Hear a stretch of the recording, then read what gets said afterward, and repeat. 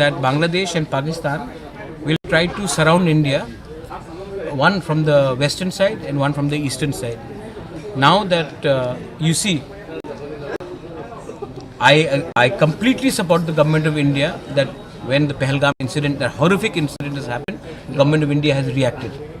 I think the government of India should also react when the same thing happens in East India also.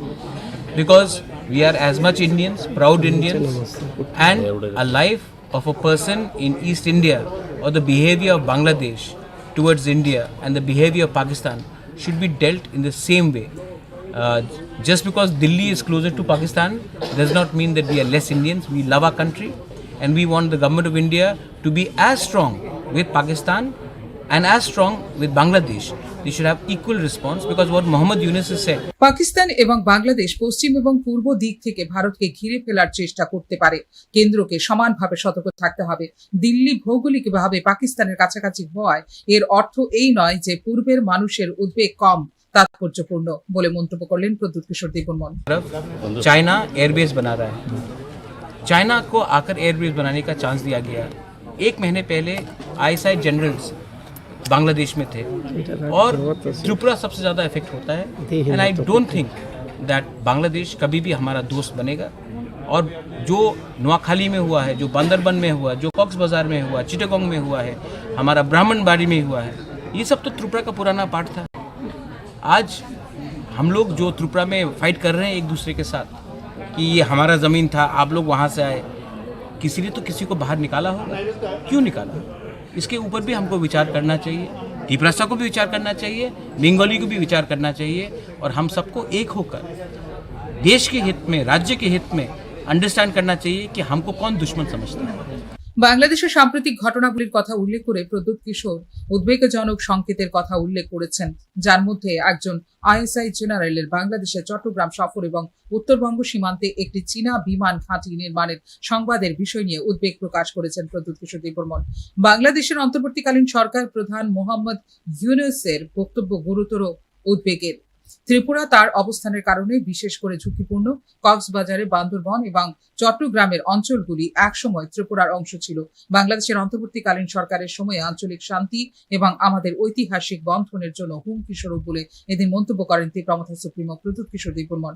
জাতীয় নিরাপত্তার ক্ষেত্রে পাকিস্তান এবং বাংলাদেশকে সমানভাবে বিবেচনা করা উচিত বলেও এদিন জানিয়েছেন প্রদ্যুৎ কিশোর দেববর্মন।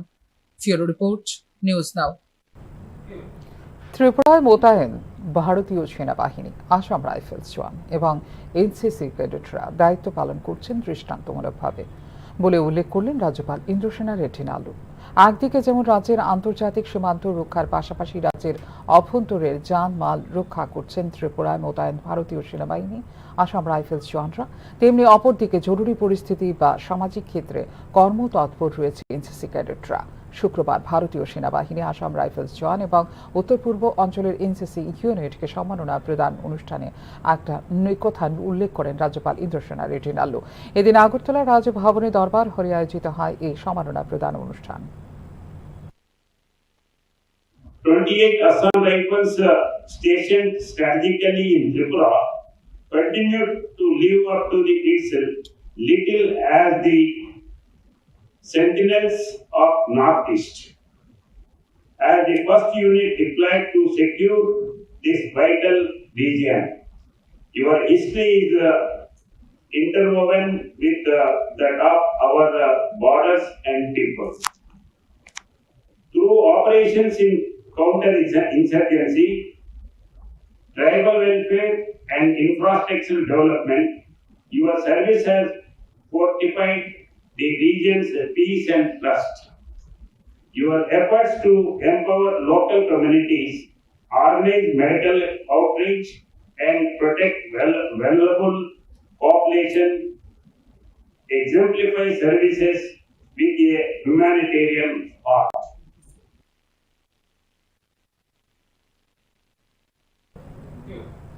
এখনকার মতো এই মুহূর্তে সংবাদ এই পর্যন্ত। অন্যান্য আপডেটস দেখার জন্য অবশ্যই নজর রাখতে হবে নিউজ নাওর পর্দায়। নমস্কার।